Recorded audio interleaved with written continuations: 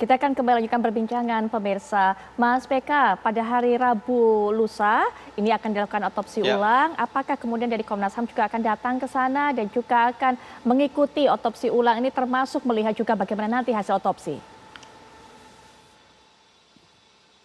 Ya, betul Mbak. Jadi kami Komnas HAM akan memantau langsung proses ekshumasi dan otopsi ulang Brigadir J, sehingga melengkapi melengkapi keterangan, info, data, fakta yang kami miliki selama ini terkait dengan kondisi jenazah dari Brigadir J.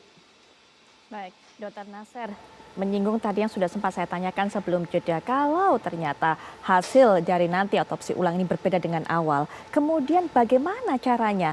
Yang mana yang akan dipercaya dan juga dipegang untuk penyidikan selanjutnya? Apakah hasil pertama atau hasil yang terakhir? Atau apakah ada cara untuk menentukannya?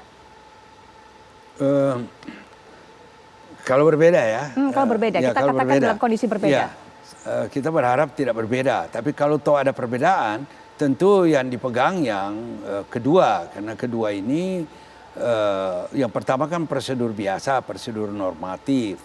Yang kedua ini kan sebuah prosedur yang diizinkan oleh Kapolri, diizinkan oleh tim khusus dan sebagainya. Saya kira yang dipegang yang kedua. Lagi pula yang kedua ini kan melibatkan banyak komponen-komponen non-kepolisian, sehingga ya dalam rangka memelihara public trust terhadap polisi, terhadap Polri, saya kira memang yang diambil yang kedua.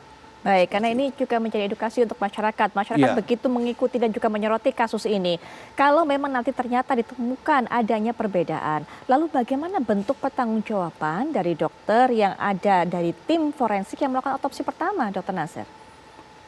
Ya, begini. Ini kan dokter ya yang melakukan otopsi, dokter polisi. Ya kan, dokter polisi. Dokter itu kan sebetulnya terikat dengan sebuah sumpah. Ya berarti ada pelanggaran terhadap sumpah. Seandainya ini kita berandai-andai saja, ada temuan yang tidak dicatat atau yang seharusnya ditemukan, kasat mata ditemukan, tidak ditemukan. Misalnya saja seperti disebutkan di luar secara sangat tidak terkendali, ada berita-berita bahwa ada jeratan leher dan sebagainya. Itu harus dibuktikan. Apakah ada kerusakan, apakah ada patahnya tulang lidah osteoid itu misalnya. Kalau itu ada misalnya dan itu tidak diperiksa atau tidak dilaporkan, nah itu ada pelanggaran terhadap etika, pelanggaran terhadap pelanggaran profesi sebetulnya itu bisa masuk ke MK DKI dan bisa juga tentu oleh kelompok profesi. Dia kan punya, para dokter forensik ini kan bernaung di bawah sebuah organisasi profesi namanya Perhimpunan Dokter Forensik Indonesia. Beliau-beliau itu memiliki kode etik, beliau-beliau itu memiliki seperangkat aturan yang harus dipatuhi, wajib dipatuhi oleh seluruh anggota. Nah, di atas PDV ini bernaung di bawah Ikatan Dokter Indonesia. Jadi bisa diperiksa oleh perhimpunan, bisa juga diperiksa oleh MKEK atau bagian daripada Ikatan Dokter Indonesia. Itu sebagai dokter. Nah, sebagai polisi mereka juga dapat diperiksa. Kenapa diperiksa? Karena dia menyalahi, di kepolisian itu kan ada tribrata. Tribrata itu menjunjung tinggi pada poin ketiga, poin kedua itu menjunjung tinggi kebenaran, keadilan, dan kemanusiaan untuk penegakan hukum di negara Republik Indonesia. Kemudian ada catur prasetya, menjamin terselenggaranya penegakan hukum yang adil dan bermartabat. Itu berarti ada pelanggaran terhadap tribrata dan catur prasetya. Ada pelanggaran juga terhadap Perkap nomor 06 tahun 2019 peraturan Kapolri pasal 35 tentang 34, 35 Scientific Crime Investigation. Jadi dia bisa dijerat, bisa disanksi berarti artinya. Terjerat oleh aturan-aturan yang ada di internal kepolisian. Terlepas dari mengapa salah, untuk sesuatu yang sangat penting seperti ini tidak boleh salah. dokter dan polisi itu perlu diketahui, dokter dan polisi itu dua-duanya adalah noble profession, profesi luhur, profesi yang boleh salah tapi tidak boleh berbohong. Nah itu kan dicari nanti. Tadi kawan-kawan Komnas HAM kan mencari apa benar ini benar atau tidak benar, itu bisa ditelusuri. Ada ya di dalam KUHP pasal 184 KUHP itu kan juga ada yang disebut dengan petunjuk ya, kesesuaian antara unsur-unsur yang ada. Jadi sebetulnya bisa dicari, bisa ditemukan mengapa dia lakukan itu. Kalau itu sengaja tentu ditelusuri kenapa sengaja. Apakah ada perintah? Apakah ada permintaan? Apa ada order dan sebagainya. Nah, itu lebih jauh bisa Tapi kita jangan berandai-andai dulu sekarang. Menurut saya jangan berandai-andai.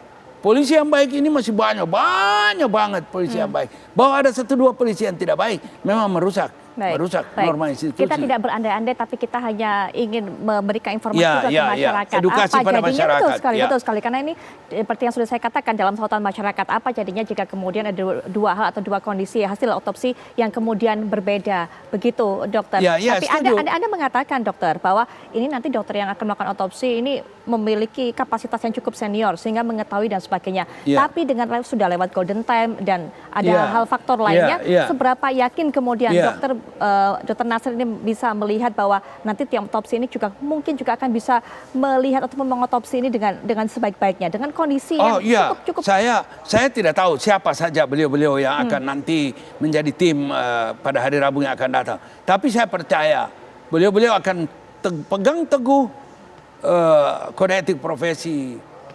Beliau akan sangat loyal terhadap penugasan-penugasan yang diberikan dan pasti itu bicara atas nama keadilan dan kebenaran. Beliau sudah dokter dan saya kira beliau, apalagi saya dengar ada dari TNI juga cukup kuat memegang sumpah prajurit. Saya kira tidak ada alasan untuk kita meragukan. Baik, tidak ada alasan untuk meragukan, artinya juga dokter yakin akan independensi mereka. Mungkin terakhir Mas PK, untuk rencana berikutnya dari Komnas HAM?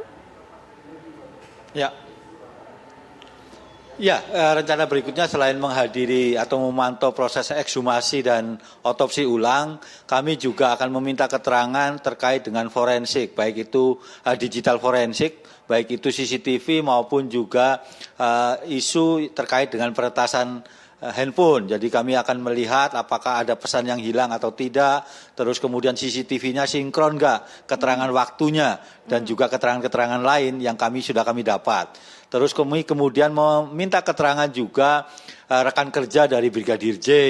Terus kemudian juga sudah dijadwalkan kami akan meminta keterangan dari Irjen Verdi Sambo dan istrinya. Jadi semua pihak yang memang ada dalam atau terkait dengan peristiwa meninggalnya Brigadir J akan kami mintai keterangan, selain tentu saja meminta keterangan terkait dengan proses penyidikan yang saat ini sedang dikerjakan oleh teman-teman Barreskrim dan juga Polda Metro Jaya. Saya kira itu, Mbak. Baik. Mas PK, terima kasih untuk kehadirannya sudah memberikan informasi. Kita akan tunggu bagaimana hasil investigasi dari Komnas HAM. Mungkin terakhir singkat saja, Dr. Nasir. Saya ingin menanyakan ke Mas PK sesuatu. Boleh? Boleh, silakan. Ya, Mas BK, apakah Anda membaca juga visum et repertum yang dibuat oleh kawan-kawan sejawat forensik sebelumnya? Dalam kasus apa, Prof? Dalam kasus yang ini kami sudah meminta keterangan ahli forensik. Ya, tadi kami minta keterangan. Tapi sudah dibaca visum et repertum yang dibuat, Pak? Visumnya sudah dibaca? Iya. Sebaiknya saya usulkan sebaiknya dibaca visum itu, Pak. Baik, ada masukan untuk bisa dokter, dibaca. Atas usulannya, kami akan tampung. Baik. Terima kasih usulannya Dr. Nasir. Terima kasih juga sudah memberikan pandangan kepada kami. Insya Allah juga bisa memberikan edukasi kepada masyarakat. Sekali lagi terima kasih Dr. Nasir.